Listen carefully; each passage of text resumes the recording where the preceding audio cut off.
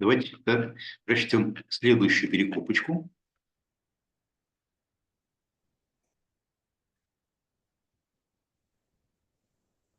Мы начинаем с 35 стиха.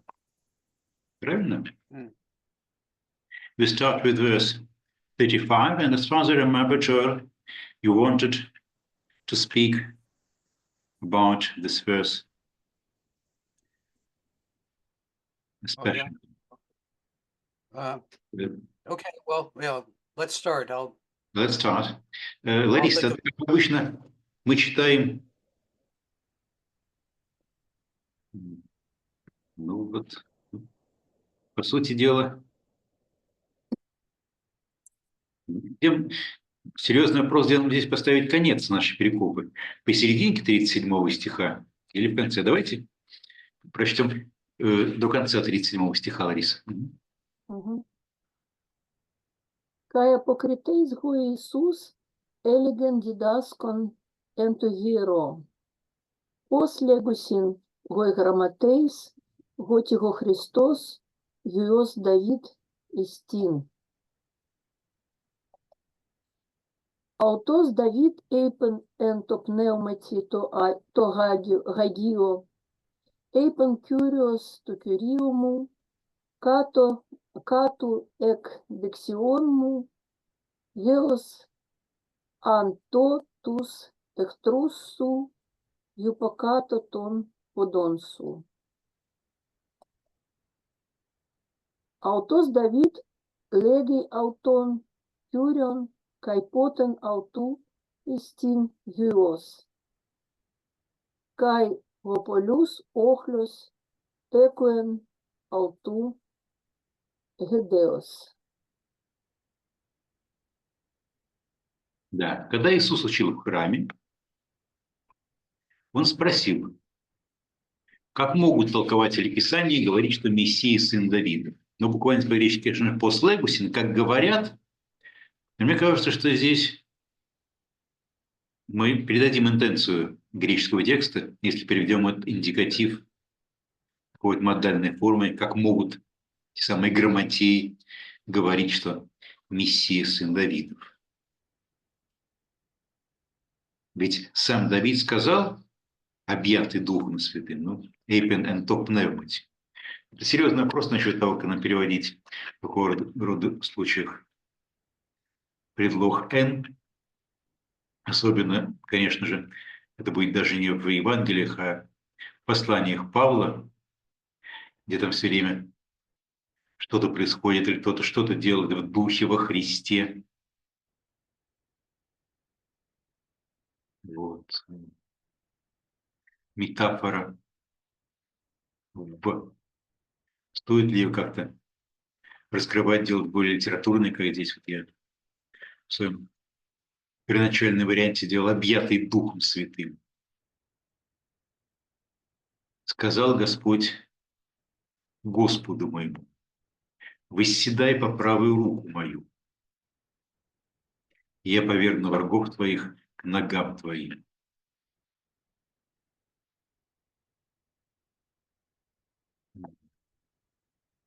Может быть, пока не повергну. Геусом тотус ахтруссу.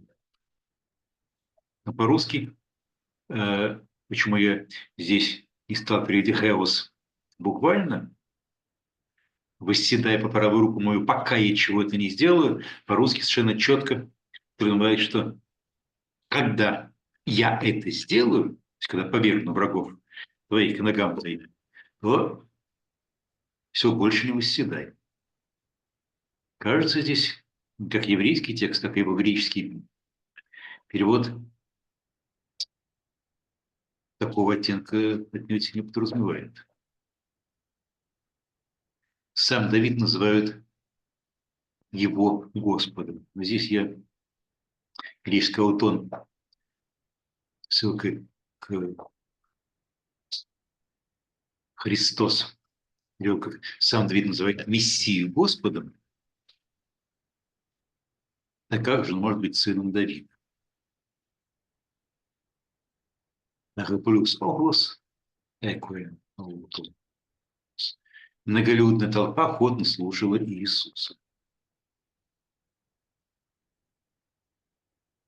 It may not be a really important question, but still it probably deserves some attention.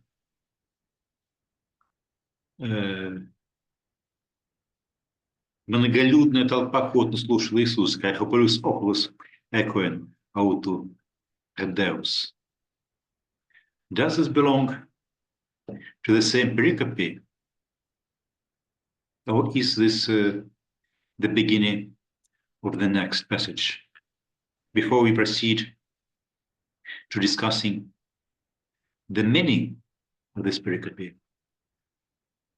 what can we say about the delimitation criticism of this text? What will you say, John?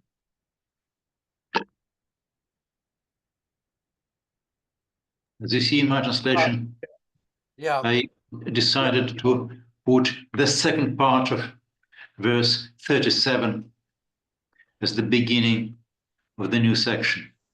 I don't know whether I was right or wrong. Yeah, I've never thought of it like that. I've always thought of it as the conclusion to verses 35 to 37a. There, and that would make it similar to some other passages where there's a split between the leaders who are critical of Jesus and the populace that's on his side. And I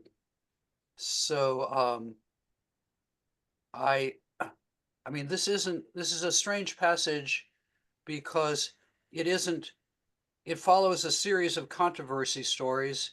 Mm-hmm. It's not really a controversy story because Jesus is himself, kind of initiating the controversy. It isn't that somebody else comes with a challenge to him, as in the previous passages, but that he poses a problem himself about what the scribes say. And then I think he proceeds to refute what the scribes say. So it is kind of it ends up as sort of a controversy story. I don't know why do you want to put it at the beginning of the next passage rather than as the conclusion of this one? What's your reason for doing that?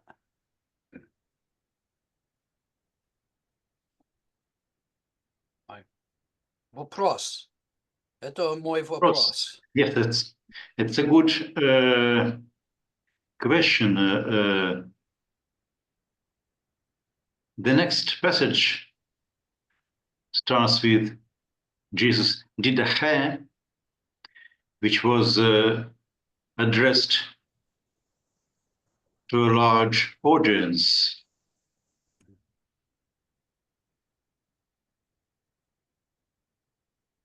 So the verse 37b can be understood as a setting of the scene for the next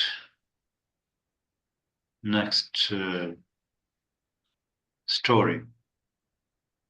Well, yeah, I can certainly see it might have a transitional function, so we could split the difference.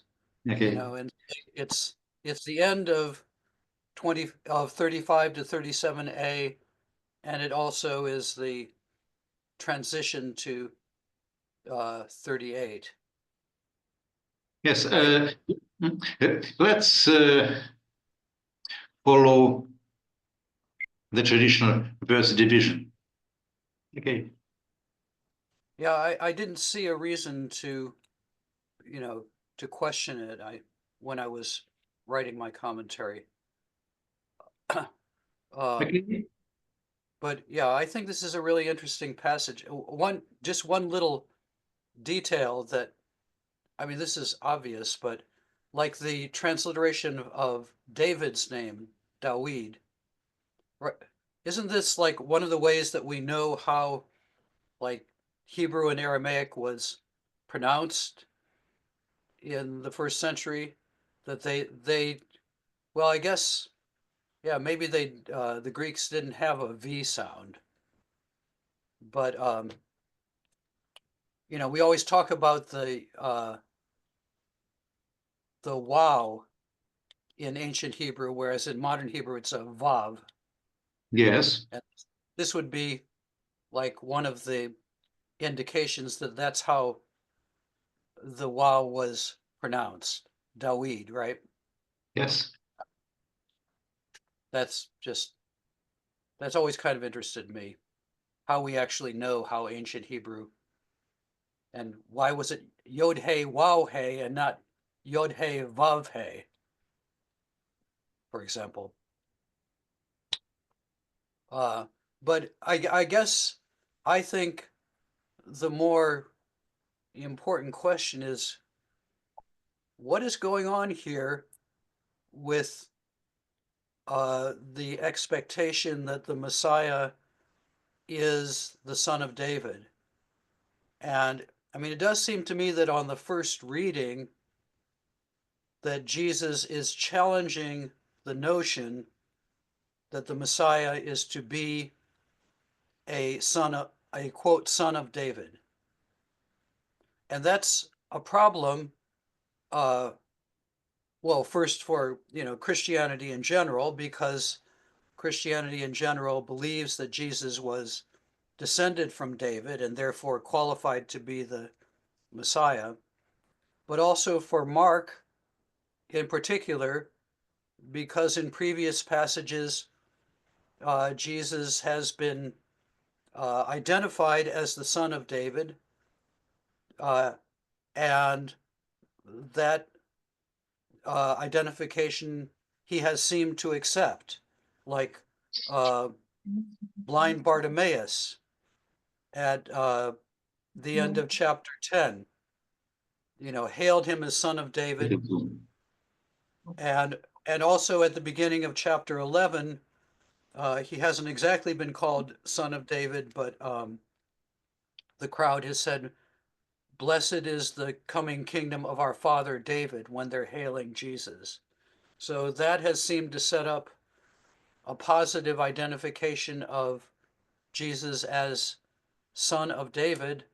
But then in this passage, it seems to me that, like, at least the surface reading is that Jesus is challenging the idea that the Messiah is the son of David. Because, he quotes this psalm. The Psalms were attributed to David, but David in this psalm calls Jesus Lord, and the presupposition of the story seems to be that no father calls his own son Lord, so that Jesus is not, or the Messiah is not the son of David, but the Lord of David. So that, it seems to me, is uh, the main exegetical problem here. Is this passage affirming or denying that the Messiah is, quote, a son of David or a descendant of David? And, most early Christian texts seem to be agreed that the Messiah, and Jesus in particular, is descended from David. And this passage seems to be an outlier. It seems to be an exception to that rule. In a passage like Romans chapter 1, verses 2 and 3, son of David and son of God are coordinated. Son of David according to the flesh, son of God according to the spirit. They go together. But here, son of David, at least on the surface reading, son of David and son of God seem to be in contradiction. So how do we solve this problem? That's my... The traditional Christology is a very paradoxical thing, and we have it already in the oldest layers of our tradition. You quoted the beginning of Romans, and obviously for Paul, this is also a kind of paradox, that on the one hand, Jesus is the Son of God, genomenos experimentos David kata sarka. But at the same time, he is ios tou en dynami kata pneuma. Right, and that passage. Can you show that passage? Yes. Rain? Wait a second.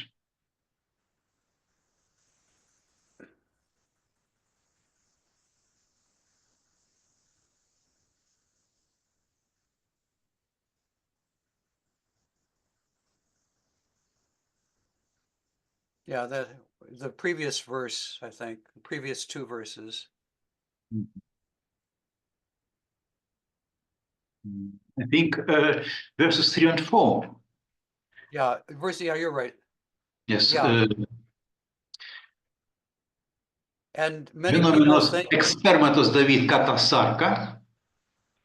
At the same time, kata pneuma agiousunes, Orestes ios tou en dynami. and many people think that this passage contains a pre-Pauline formula, and one of the arguments for that is that elsewhere, I think almost always, Paul uses something like pneuma hagion with the adjective, whereas this is a genitive, pneuma hagiosunes, and that might reflect Semitic syntax, a Semitic construct chain. This is interesting. Let's look. Yes, pneuma agiousunes only here in Romans. 2 Corinthians has nothing to do with this. Yes, it's very interesting. I never thought about this, that this expression pneuma agiousunes here may indicate a different source for the concept than in other Pauline passages. And the Christology in verses 3 to 4, might be interpreted that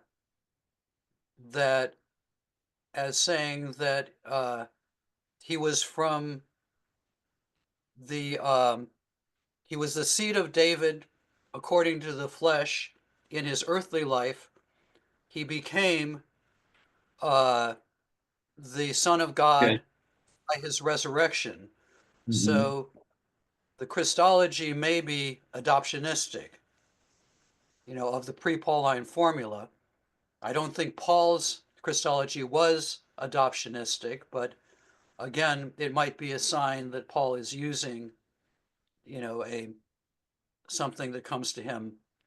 And in this case, it might be a formula that he knows is in use in the church in general, including in Rome, where he's never been before. And he's trying to establish a point of connection with a Christian community that he doesn't really know, in contrast to his other letters where he's talking to communities that he founded. The problem, of course, is what is the meaning of Orestes? here. Of course, yes, exactly, yeah. Whether this refers to his becoming Hios Cheu and dynamic etapneuma Augustinus after his resurrection, ex Anastasios, or whether he was Orestes Hios Cheu from the very beginning. Yeah, and you could say that he was, if you wanted to pursue that, you could say that he was, defined or instituted as Son of God from the beginning, and then he's instituted Son of God in power by the resurrection. You could Yes, go that. so that ex Anastasios may refer not to his being Hios Cheu, but to his being Hios Cheu and Duname, for example. But there are, some other suggestions of adoptionistic Christology in the New Testament. There's a passage in Acts. There's a few passages in Acts, and I can't remember which they are. Okay. But yeah, I don't know. It's I mean, I think the argument that we have a pre-Pauline formula that Paul has adopted is pretty strong. But what exactly it was saying in its original context, I think is debatable. Yes, but in any case, Mark is later than Romans. So the paradox that we see here, whether it goes back to pre-Pauline times or to Paul himself, this paradox was already there by the time Mark was written. And I think Right. that I'm not going to discuss the problem of historical Jesus, because here I agree with you, we do not know enough to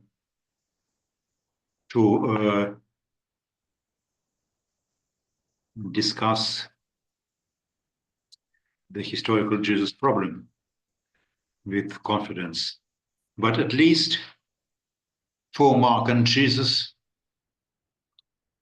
this paradox was already here, and probably what Mark and Jesus expected from his hearers was already what we have here in the beginning of Romans, namely that the grammates can call him Hios David, but only katasarka, and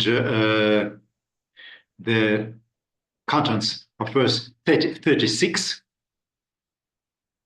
refer to the higher reality, katapneumati. David Abel and pneumati, something that is true, katapneum, as to according to the Spirit. Okay, but let me argue with you. First of all, usually in Mark, what the scribes say is wrong. They, there is a previous passage where you had one scribe who was, Yes. he was not far from the kingdom of God. Yes. Usually, when a scribal opinion is quoted, it's something that Mark wants to refute. And the other thing is just what's the logic here? The scribes say that the Christ is the son of David, but David himself, when he was in the Spirit, he called the Messiah Lord. But it seems to me the logic runs, but no son, no father calls his own son Lord. Therefore, this is the way I would finish the syllogism. Therefore, the Messiah cannot be the son of David. That's the, I think it seems to me like a syllogism in which the conclusion is not expressed. But I can't read like the logic otherwise. Or at least it seems to me that this is the most logical way of interpreting the line of thought.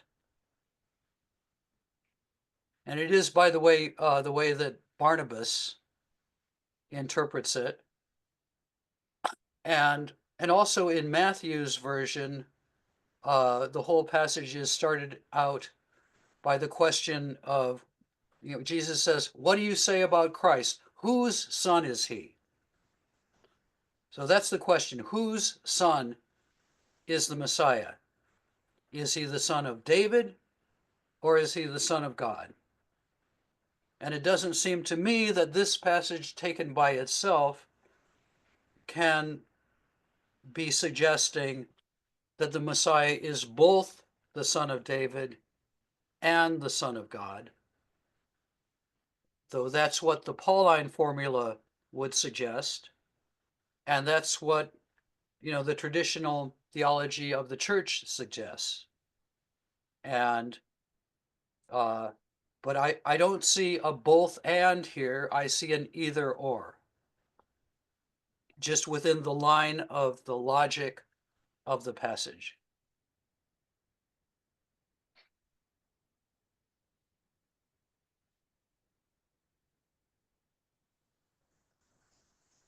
Okay, but obviously for Mark, Jesus is the son of David. I think that's right, yeah. So maybe on a second reading, he would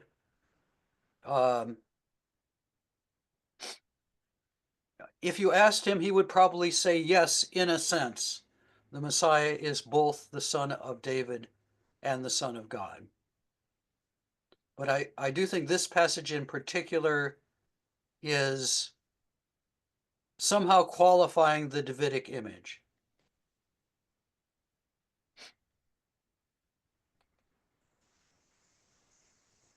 Может быть, здесь имеется в виду отношение, с которым подходят люди и говорят, что он сын Давида, кроме этого ничего не видя.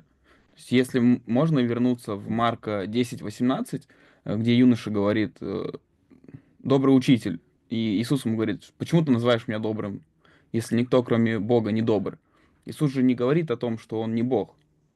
Он просто говорит, что подошедший обратился к нему как бы по одному из качеств Бога, не имея этого в виду. Может быть, здесь та же самая проблема, что те, кто говорит, что сын Давидов на протяжении вот всего Евангелия, они кроме этого статуса ничего не видят. И, может быть, это как-то связано с государством, то есть Израиля, что вот он сейчас будет царем именно физическим, сядет и разрушит, грубо говоря, там царство и будет править уже новособранным.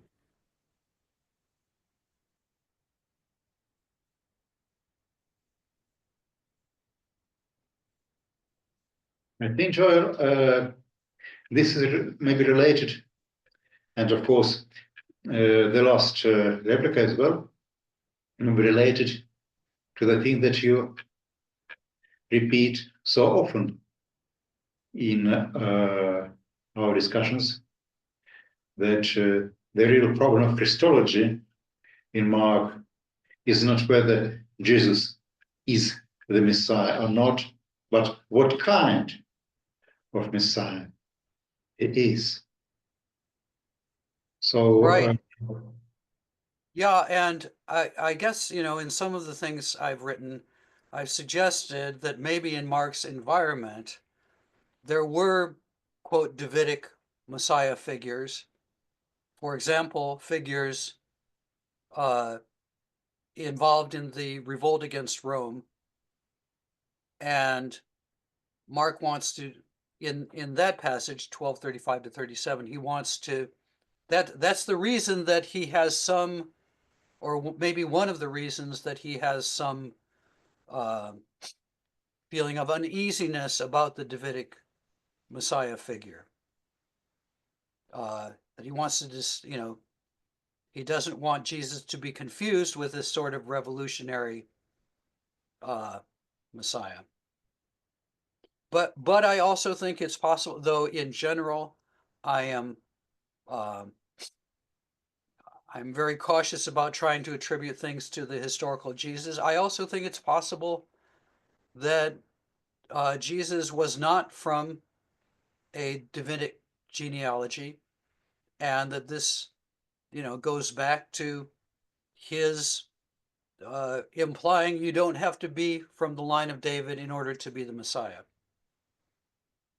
I think that's also possible, because there would have been such a pressure to create a Davidic genealogy for Jesus that might explain why the rest of the tradition is unanimous about that.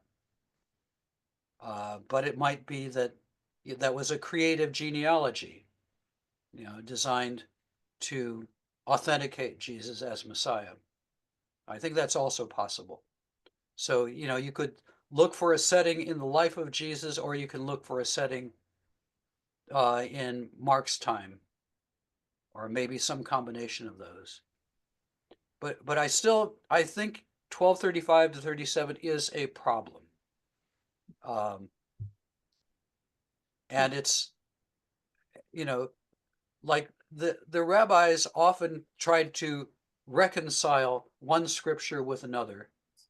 And some people see that as what's happening in 1235 to 37, but I don't think so on the first reading. Yeah, Maria, you wanted to jump in. Yeah, thank you very much. The thing I wanted to say is that I wonder whether the actual controversy here is not about whether Jesus or Messiah is Son of God, but about whether he is the Lord or not. And it seems that in Mark, Jesus is not called Kyrios, except for the last chapter, but he does in Luke, for example, and in Matthew, I think, and also this passage follows the previous one where Deuteronomy is quoted about Kyrios hoteos rei 16, Kyrios rei 16, and so my idea that actual problem here is whether this verse from Psalm actually refers to the Messiah or not, and whether Messiah can be called Kyrios. Yeah, that's interesting. I mean, there are passages where, like, I think the Syro-Phoenician woman calls him Courtier. Yeah, right? yeah, but it's ambiguous because it looks like she anticipates his revelation as a god, but in that context, she maybe just means something like master or just a polite expression. Right. No, I think it probably is ambiguous, and it may be ironic. It may be one of these cases where a character says more than the character himself or herself knows.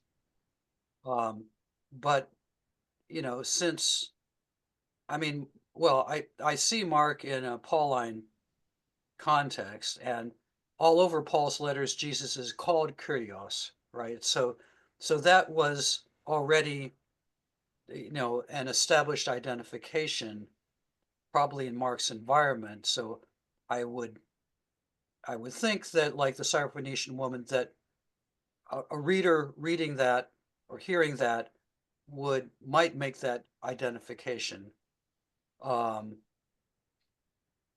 Yeah, so but what's the relationship between Kyrios and Son of God? I think that's a good question. I would think that people in the first century or Christians were probably conflating those two expressions. But yeah, you're right that kurios is the term that's implied here. Though again, in Matthew, you know, the whole thing starts out with the question, what do you say about Christ? Whose son is he? So I think that is at least posing by implication, the question of whether the Messiah is son of David or son of God or somehow both. But I think you're right to call our attention to the fact that the term is kurios here. But I still think that the implied question is about sonship, right?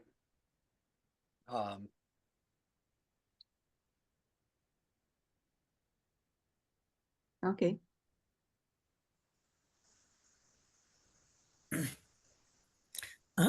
May I ask some formal logical question about your syllogism, Joel? About the second part of it, no father can call his son Lord.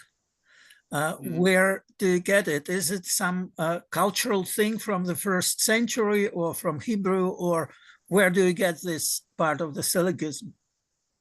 Well, first of all, the Epistle of Barnabas, I'm pretty sure it explicitly, in talking about this passage, says that, right? Secondly, I think it does correspond to the sort of hierarchical, patriarchal society that the Jewish society was and Greco-Roman society was. A father does not call his son Lord. You know, there's a hierarchy. The father is greater than the child, even though they're related. So I guess that's where I'm getting that logic from. But it is explicitly spelled out in the Epistle of Barnabas. And if one doesn't, I guess, you know, my challenge is, if you don't understand it the way I understand it, how do you understand the logic of the passage? What is the argument? And I think, you know, I am like making something specific that is not specific in the passage, but you have to fill in something in order to complete the logic. So, you know, what I want to hear from others is, if my interpretation is not right, what is the right logic that takes account of all of the steps, of the explicit steps in the argument?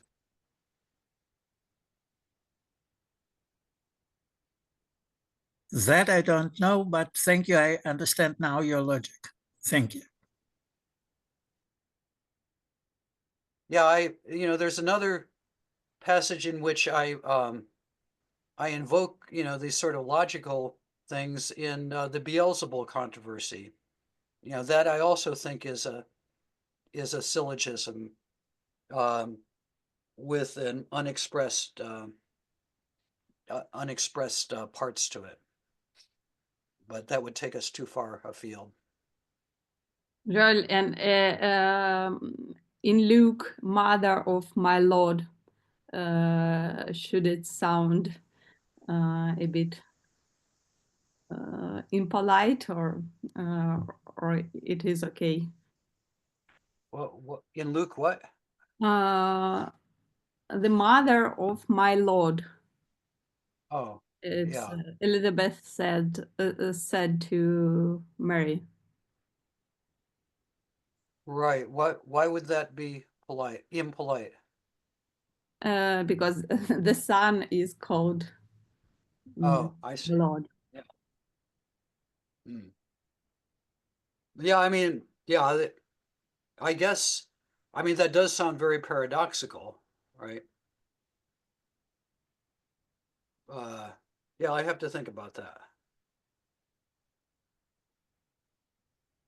Можно еще добавить, что в Бытие Иаков пришел и поклонился Иосифу, что тоже было не в традициях.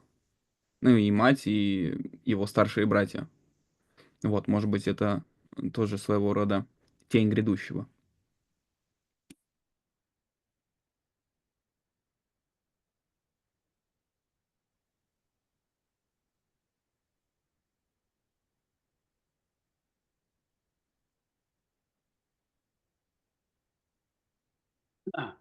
I guess you know, at some point, maybe when I was writing my article about this, I was also reading some book about Jewish messiahs, you know, down through the ages. And, you know, some of them claimed Davidic ancestry and some of them didn't, you know, so it's not necessarily, so the possibility of somebody even claiming to be Messiah, but not being from the line of David, you know, you can do a lot of things with, if you believe or are believed to be the Messiah, and if some things don't fit, well, then they don't fit. But you're still the one through whom God is acting. And so it's not necessarily disqualifying.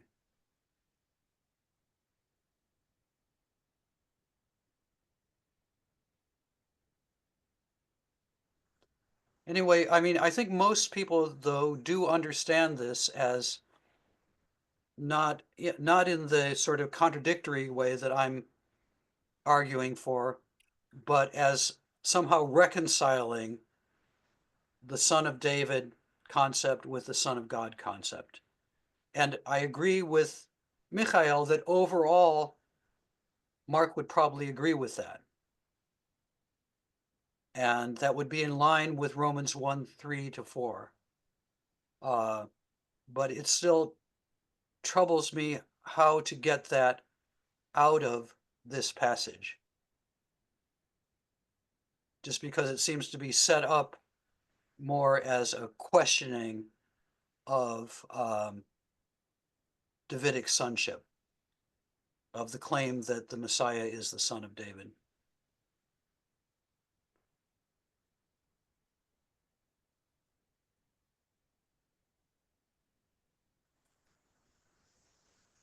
Okay. Anyway, the next passage is much easier to interpret, so.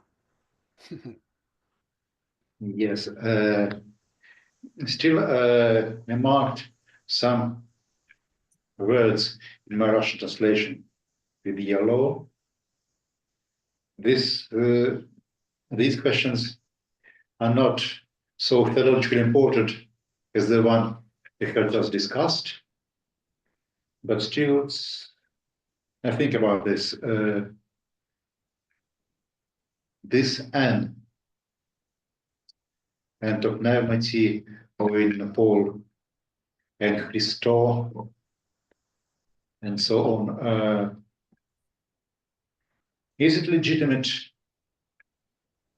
for us to make paraphrases like what I did here in my earlier version? David said literally in spirit, but I paraphrased it as David said being grasped by spirit. Oh, this metaphor of being in is so important that we shouldn't try to replace this metaphor with anything else. Is it in or by here? Is it in or by spirit? Yeah, is it, you could say, is it locative? Yeah. Or is it, or instrumental, right? So that, I mean, if you're, I guess, especially if you're thinking of some underlying Semitic, you would have b there, but b could mean in, but it could also mean by means of. And I guess that would even be possible in Greek, that there's such a thing as an N, which is instrumental. Yeah, it is possible.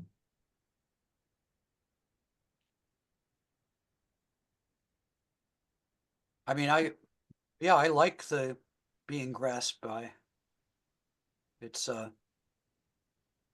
graphic.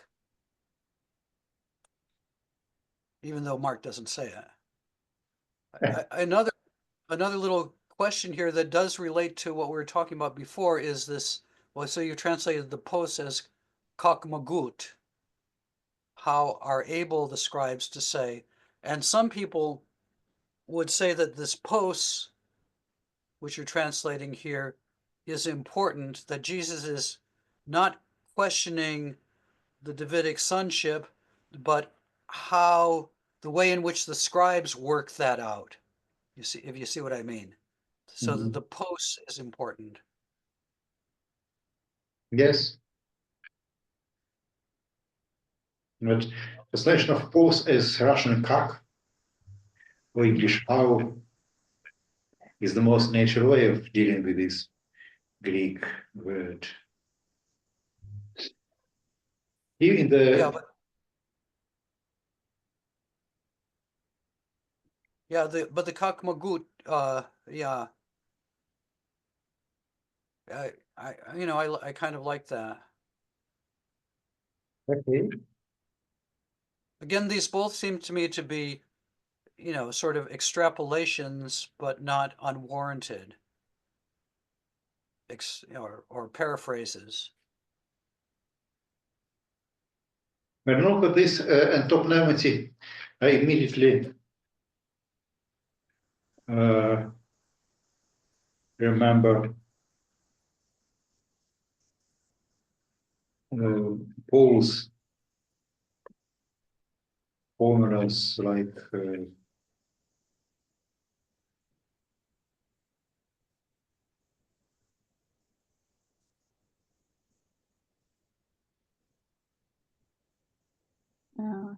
May I have another question? yes. Yeah. Yeah, I also want to ask about can this this passage can be related to this our discussion about Son of Man, and that Jesus himself identifies himself as the Son of Man, and probably a son of David, and in this case, he can controverse with the notion that he is son of David, as he is called by other people. Yeah, and several people, some exegetes do invoke Son of Man, in interpreting this passage, so that he's, I mean, yeah, some of these Perrin disciples who I talked about before, who came out of the 60s and, sort of identified, it was a very political interpretation, but they wanted to say that the Markan Jesus was Son of Man rather than Son of God. They identified Son of God with the miracle working Messiah.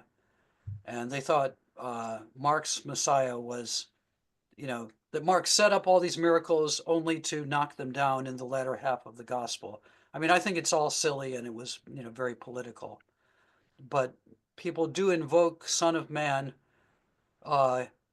and those, I think those three titles do come to the fore in the trial scene, where Jesus is asked if he's the Christos, the Son of the Blessed, which it probably is similar to Son of God, and he answers by saying something about the Son of Man. So there you have all three titles coming together: Son of God, Son of Man, and Christos. But yeah, but Son of Man, of course, doesn't appear here, but it is the most common term for Jesus, and it's always a self-designation in Mark, and almost always in the other Gospels as well. I am wondering about the E in verse 36, though, as a translation of Heos on. So, because, I mean, isn't it important that I think what's being pictured is that Christ, the Messiah, is going to sit at God's right hand. And that itself, it seems to me, implies, again, something like the Son of Man, Son of God idea, right? He's seated at God's right hand, so he is almost on the same level as God.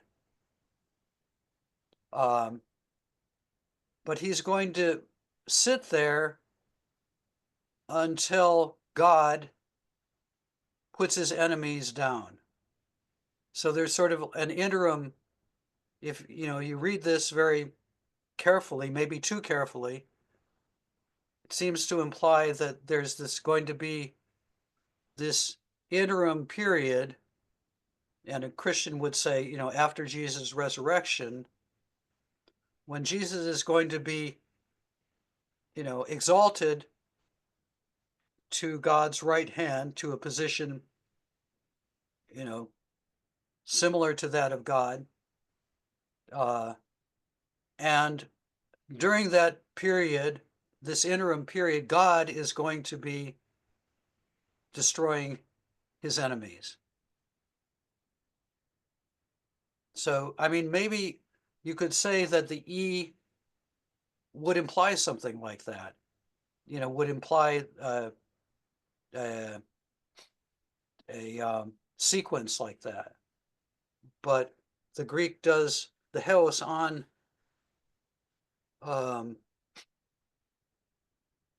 I think it implies a transitional period that the E doesn't necessarily imply.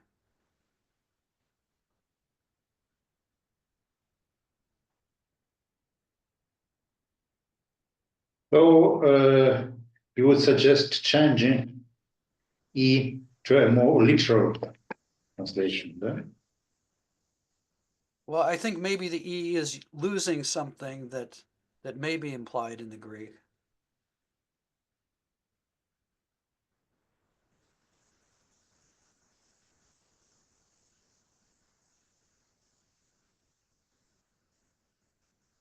Можно еще по поводу объятый духом? Может быть, все-таки инструменте применить, потому что это будет коррелировать с Марка 13:11. Ибо не вы будете говорить, но Дух Святой.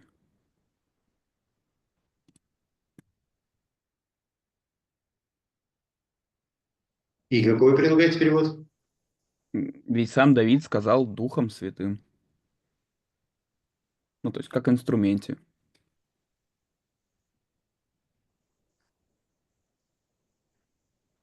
Может быть, вместо «доколе» сделать что-то вроде «придет время, и я повергну врагов твоих к ногам твоим». Или, может быть, в то время как? Нет, в то время как это не пойдет, потому что все-таки это действительно явно должны быть какие-то разнесенные между собой по времени процессы, но при этом действительно как будто бы не предполагается, что, так сказать, как только повергну, тогда выгоню тебя.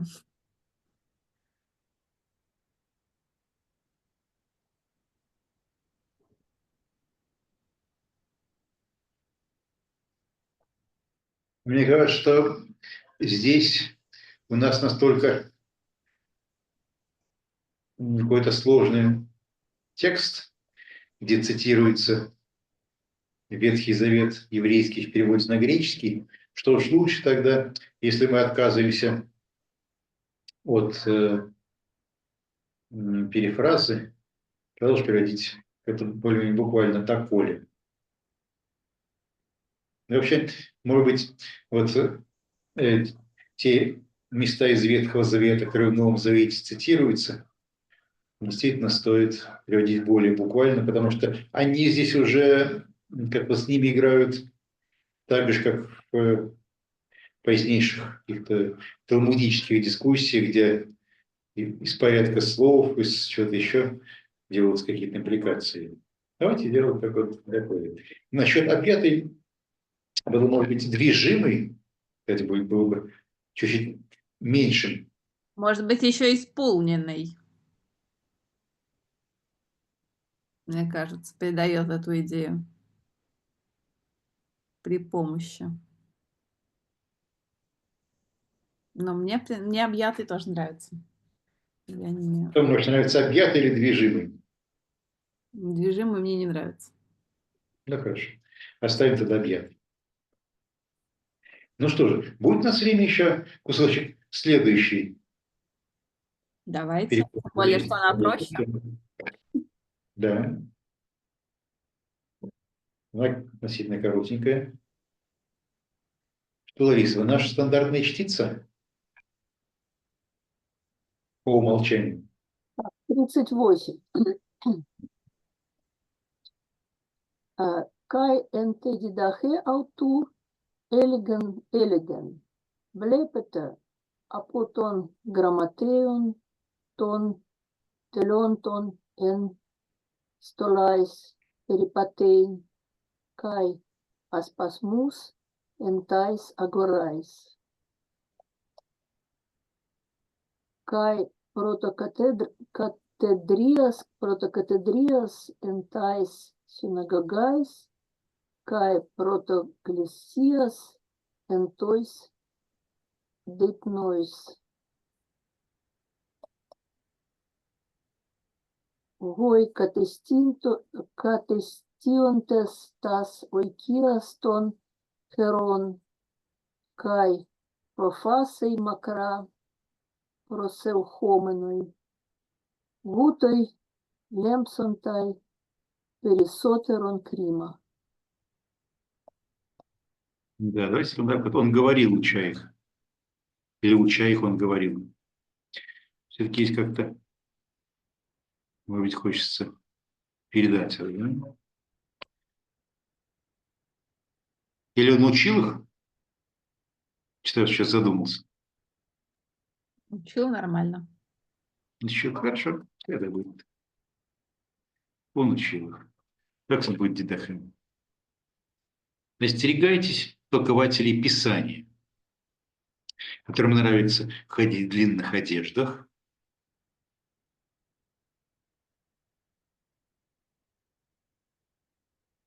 нравится, чтобы люди на площадях их приветствовали, нравится занимать первые места в молитвенных собраниях и на пирах. Они прибирают к рукам имущество вдов, а на показ долго-долго молятся. Но долго-долго я, конечно, прибавил, по-гречески сказано макра.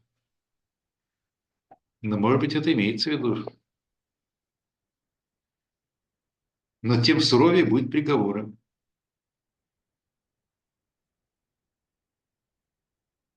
Вот.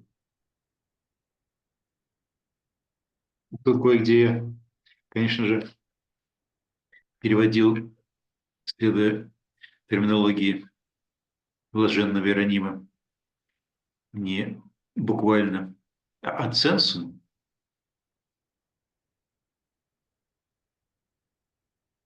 Мне кажется, что более-менее это адекватный перевод. Может изменить нравится на стремиться? Стремятся, вернее. Потому что нравится это, ну, что-то около нейтральное, а вот стремиться это про желание. И все же, ну, Филондон это которые желают, желающие. То То есть как бы они прям стремятся к этому. Вот. И поэтому, может быть, стремящиеся к чему-то. То есть это их цель. Но в русском языке слово «стремиться» подразумевает, что стремиться, да не получается. Вот они стремятся ходить в длинных одеждах, а кто-то подкрадывается с ножницами и обрезает. Мне кажется, не это имеется в виду. Они действительно в них ходят, да? Вот. То есть в лингвистике различаются в такого рода конструкциях глаголы, которые подразумевают, что зависимые, что действия, обозначаемые зависимо от них инфинитивом, реально, и действие отмечает, что и глагол, который подразумевает, что действие зависимого инфинитива ирреально. Да? Вот. Русское «он стремится», подразумевает, что скорее у него не получается.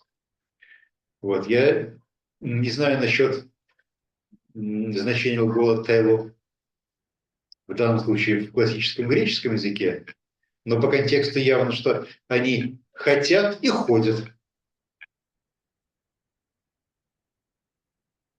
Поэтому они любят ходить в длинных одеждах, им нравится ходить в длинных одеждах. Но должно быть что-то такое, что имплицировало бы реальность идущего далее глагола.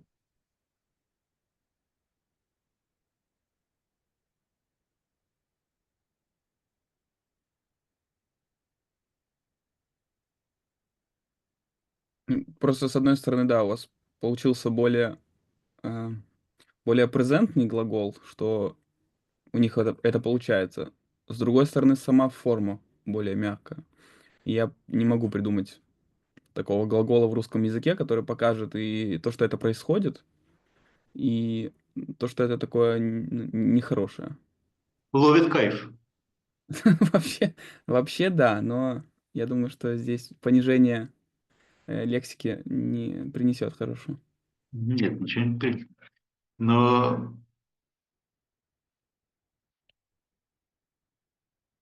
если кто-нибудь переведет выражение русское «ловить кайф от хождения в длинной одежды» на такой регистр, который был бы уместен для Священного Писания, то давайте поставим.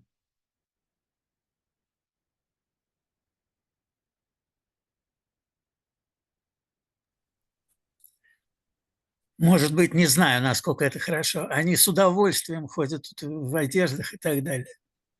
Ну, а чем же это менее нейтрально, чем им нравится ходить? Нет, нравится отлично.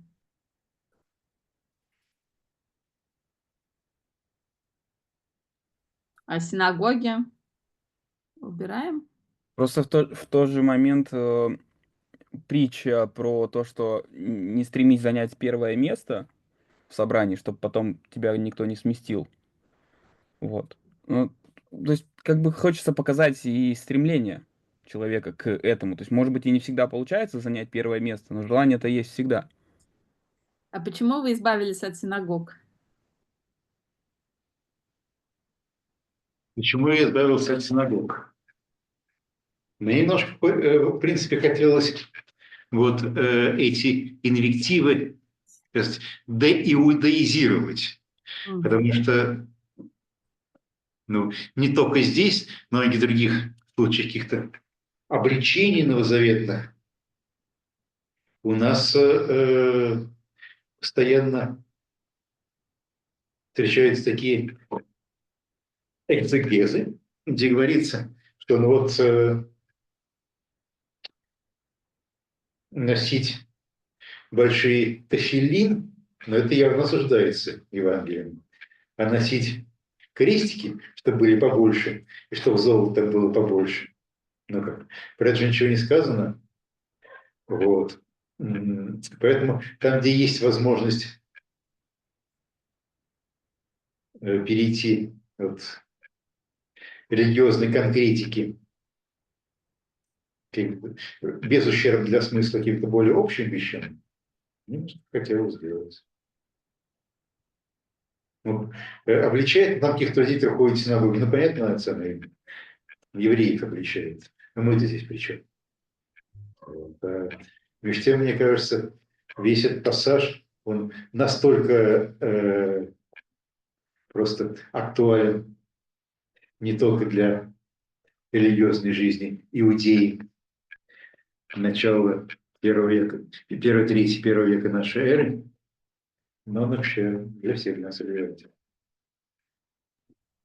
Я вот Вот. грешным делом прочитал и ужаснулся. Вот прям ко мне это относится. И к моим коллегам по цеху. Абсолютно. Во-первых, вы ходите в длинных одеждах. По крайней мере, хотя бы миряне такого не делают. Притом интерпретация Писания, седание в молитвенных собраниях – это литургическое, собственно, председание.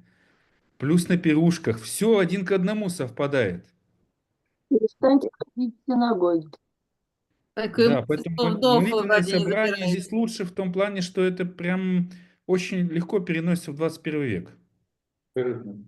Вот, поэтому я и заменил синагоги на молитвенное собрание. Но тем более, что, ну как, вообще этимологически просто собрание, да? Вот. А так это воспринимается в духе средневековой аллегории, где стоит у нас зрячая церковь и, значит, вот синагога с завязанными глазами. Стандартная такая иконография скульптур на готических соборах.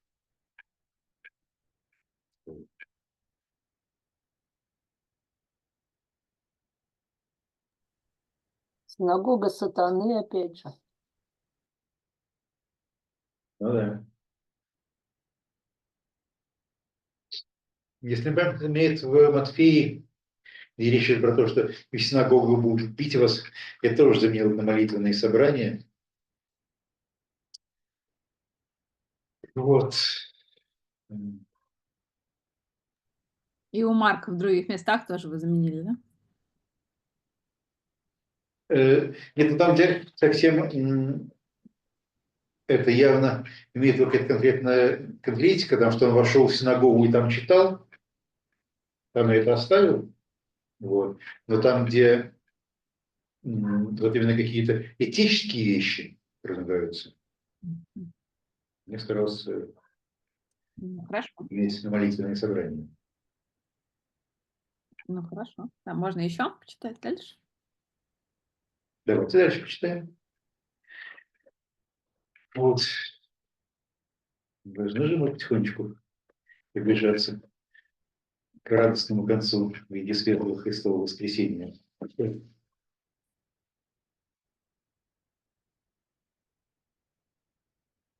Да.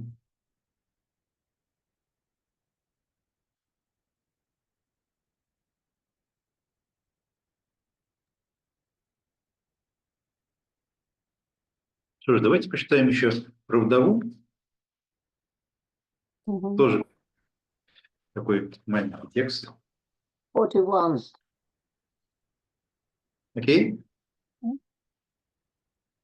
Kai katisas katenanti tu gadzofilakiju ete orei pos vo ochlos bali halkon eisto gadzofilakion. Kai poloi lusioi ebalon pola. Kai eltusa mia hera ptohe ebalen lepta dua goistin quadrantes. Kai proskalisamenos tus matetas autu eipen autois.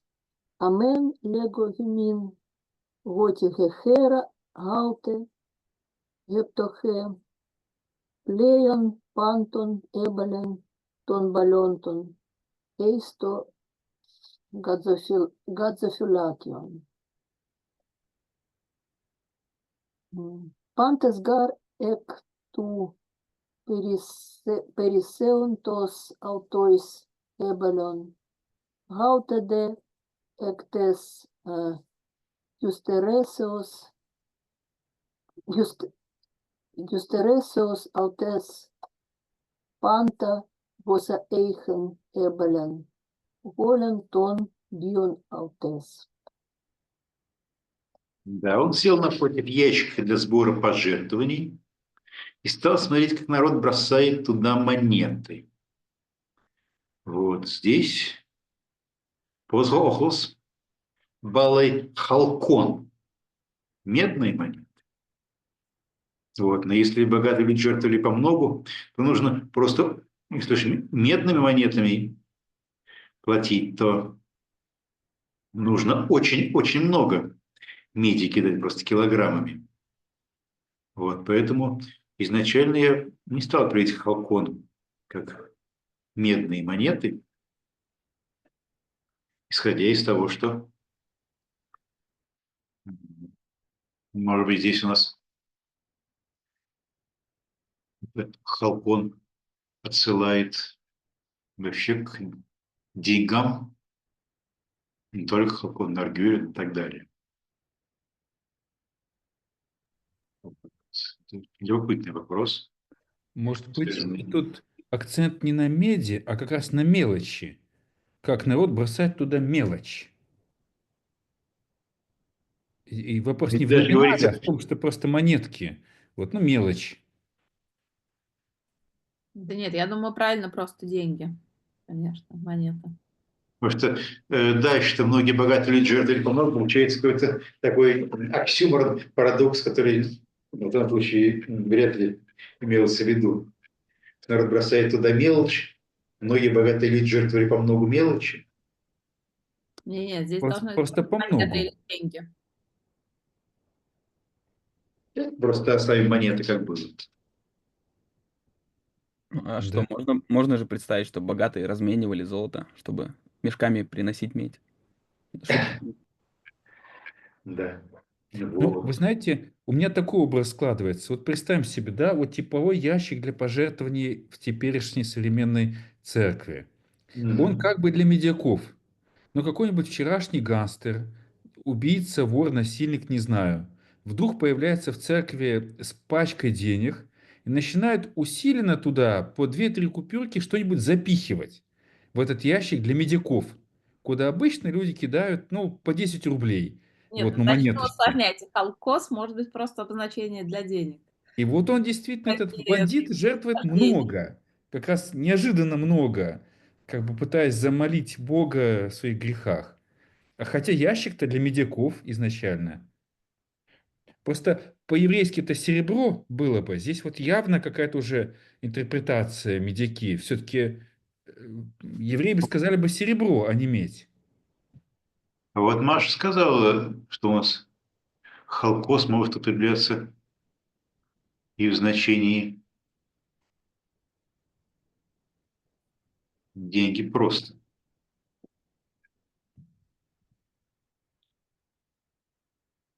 Да, очень хорошо представленное значение. Да?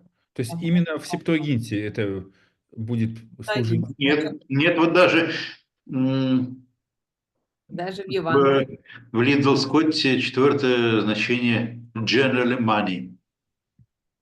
Все, значит деньги. Да. Окей. Что значит деньги бросали? Вот многие богатые люди жертвовали по многу. Вот. Ну вот подходит одна бедная вдова и кидает 2 медные полушки. 1 квадрат. Мне очень понравилась идея перевести эти самые 2 лепты как 2 медные полушки.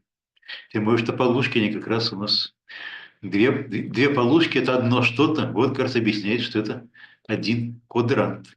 Я бы в скобочках добавила, что составляет 1 квадрант, нет? А то так совсем уж как-то канцелярство. Да, да, наверное, вы правы. Я как раз передавал на синтаксис Марка.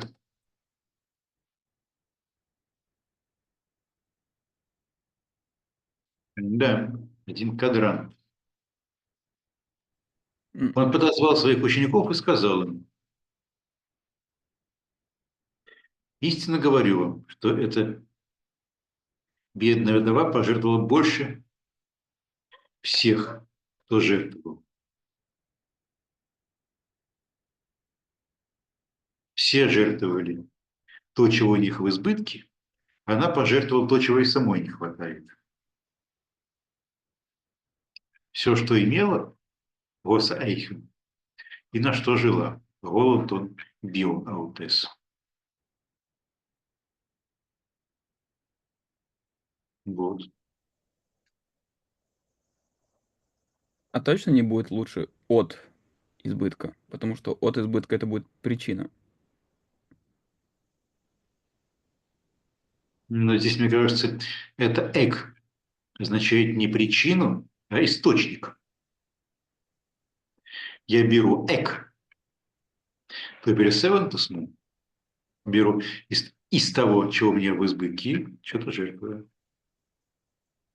Ну или по-русски просто жертвую то, от чего у него в избытке. Мне кажется, что здесь эк не имеет значения причины. Просто я почему-то всегда понимал как причину. Все жертвовали потому, что у них много, а она пожертвовала потому, что у нее мало. Но даже если мы абстрагируемся от возможного спектра значения греческого эк, в первом случае у нас какой-то смысл есть, то она пожертвовала потому, что у нее было мало.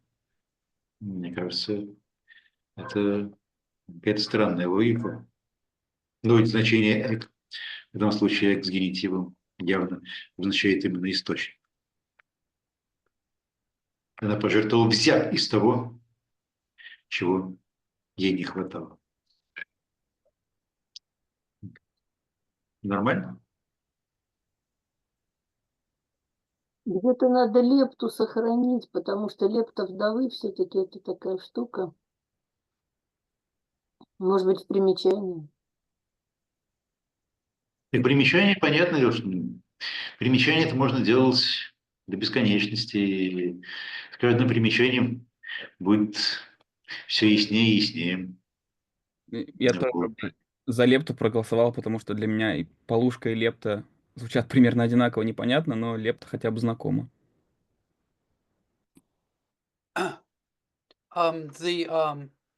The last words here, she has thrown in her whole bios. Мгм. I think, that for Mark, that this probably it looks forward to the passion narrative. You have chapter 13 after this, and then the beginning of the passion narrative. So I wonder if there's some way in Russian of, I think this is some sort of pun.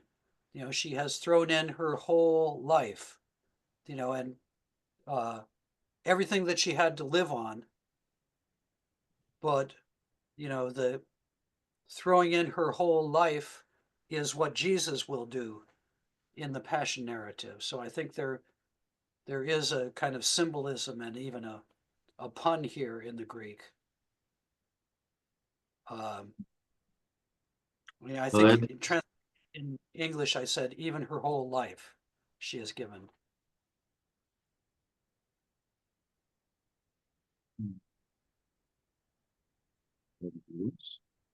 Что имела она и на что жила. I don't think that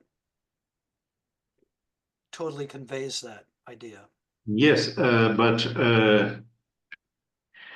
bios in Mark occurs only here, though, of course, we know that Jesus gave his life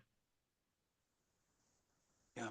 for the people, but this is not expressed.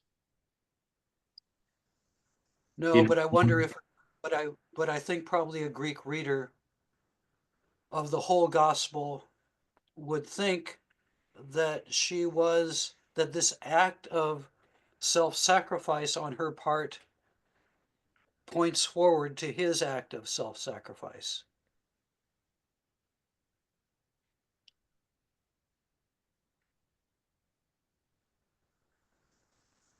Но ведь But у Иисуса не две лепты, а вся жизнь. И он отдал не потому, что у него мало было, а потому, что у него было много. Ну, просто если именно аллегоричными категориями мыслить, то не сходится, не переплетается тут. при всем желании. Ну, смотрите, I think that the meaning that we have here can also be seen even in classical Greek.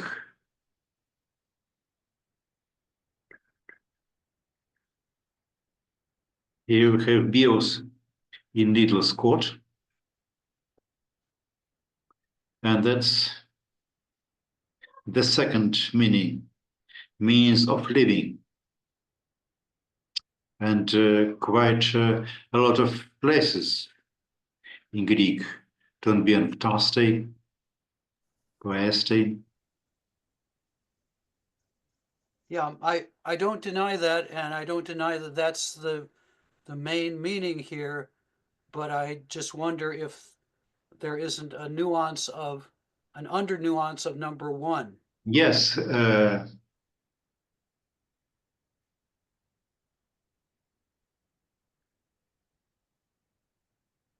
but probably I think that this double entendre can also be rather referred to in commentaries, Okay, not in the main text itself. sure. Yeah.